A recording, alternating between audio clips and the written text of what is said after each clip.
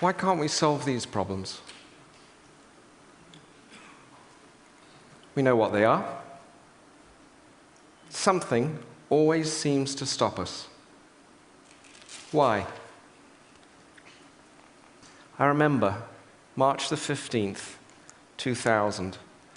The B-15 iceberg broke off the Ross Ice Shelf. In the newspaper it said it was all part of a normal process. A little bit further on in the article, it said a loss that would normally take the ice shelf 50 to 100 years to replace.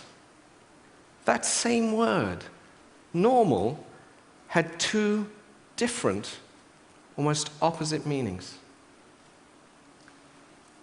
If we walk into the B-15 iceberg when we leave here today, we're going to bump into something 1,000 feet tall, 76 miles long, 17 miles wide, and it's going to weigh 2 gigatons. I'm sorry, there's nothing normal about this. And yet I think it's this perspective of us as humans to look at our world through the lens of normal is one of the forces that stops us developing real solutions. Only 90 days after this, arguably the greatest discovery of the last century occurred. It was the sequencing, for the first time, of the human genome.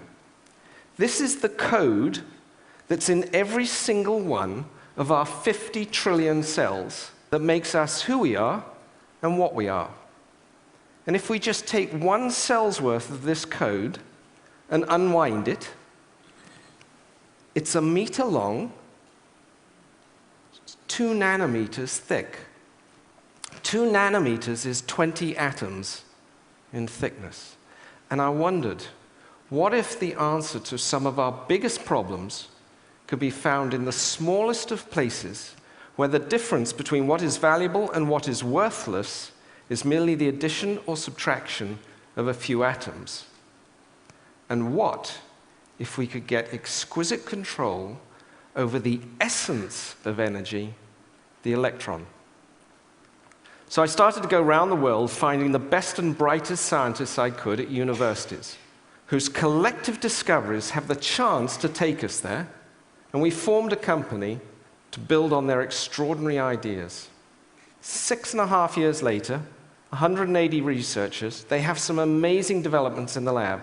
I'm going to show you 3 of those today, such that we can stop burning up our planet. And instead, we can generate all the energy we need right where we are, cleanly, safely, and cheaply. Think of the space that we spend most of our time. Tremendous amount of energy is coming at us from the sun.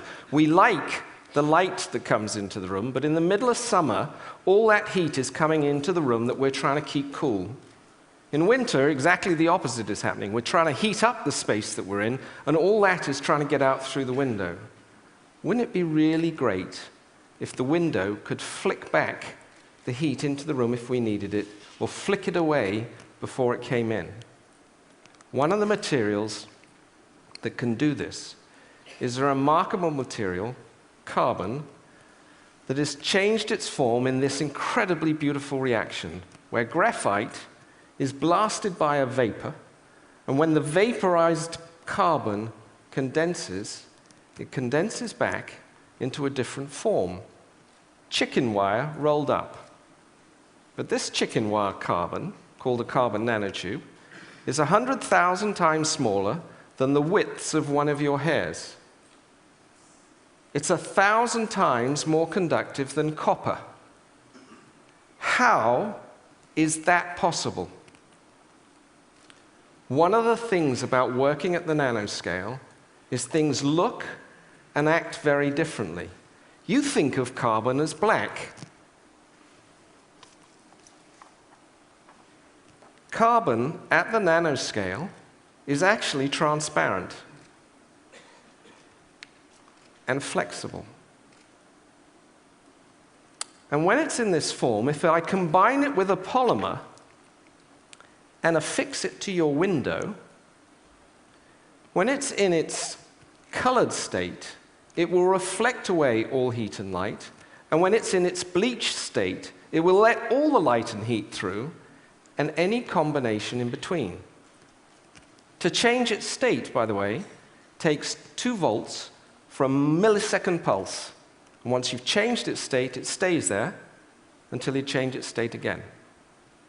As we were working on this incredible discovery at University of Florida, we were told to go down the corridor to visit another scientist. And he was working on a pretty incredible thing.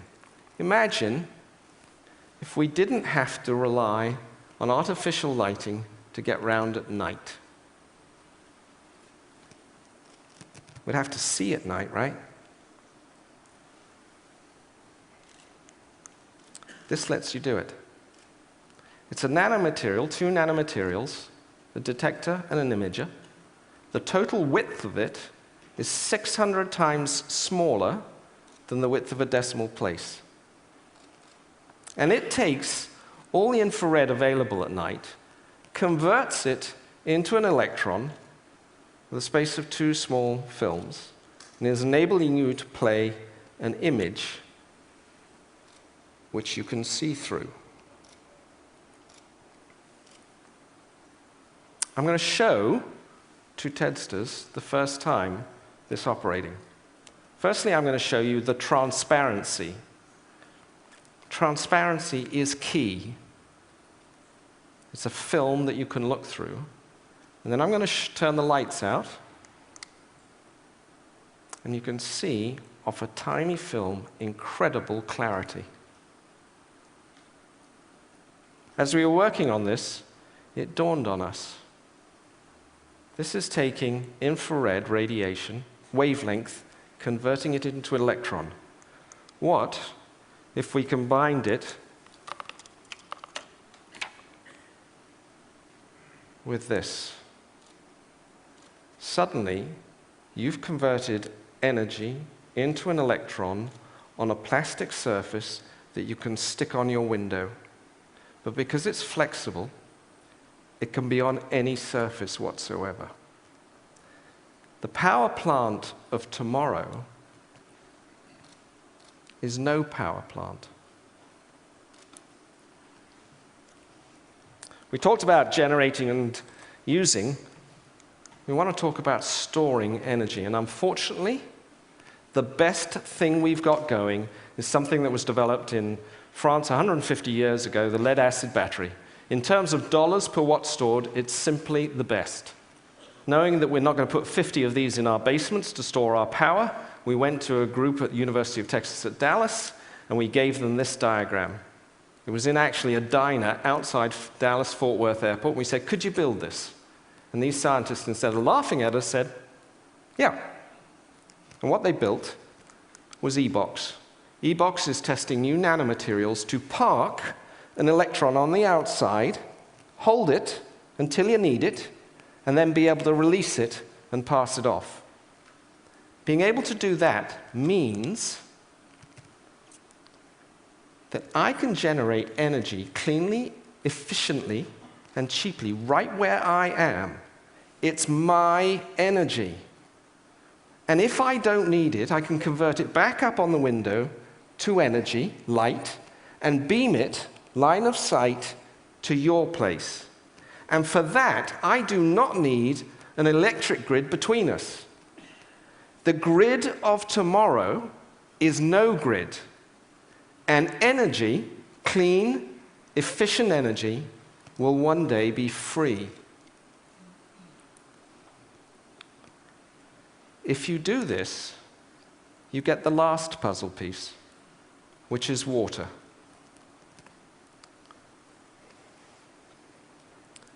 Each of us, every day, need just 8 glasses of this, because we're human. When we run out of water, as we are in some parts of the world, and soon to be in other parts of the world, we're going to have to get this from the sea. And that's going to require us to build desalination plants. $19 trillion is what we're going to have to spend. These also require tremendous amounts of energy. In fact, it's going to require twice the world's supply of oil to run the pumps to generate the water.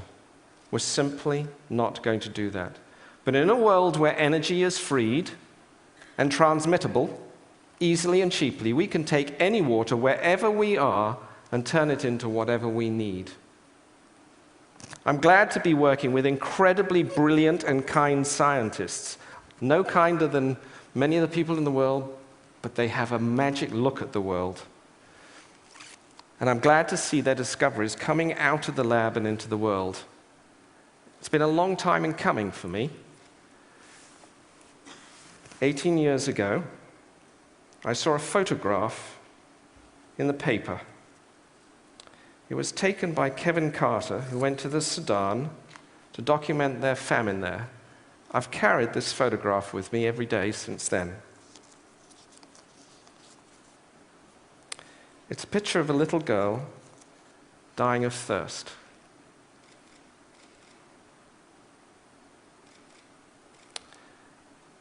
By any standard, this is wrong. It's just wrong.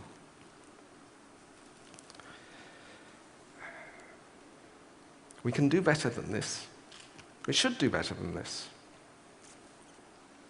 And whenever I go round to somebody who says, you know what, you're working on something that's too difficult, it'll never happen. You don't have enough money. You don't have enough time. There's something much more interesting around the corner. I say, try saying that to her. That's what I say in my mind. And I just say, thank you, and I go on to the next one. This is why we have to solve our problems. And I know the answer as to how is to be able to get exquisite control over a building block of nature, stuff of life, the simple electron. Thank you.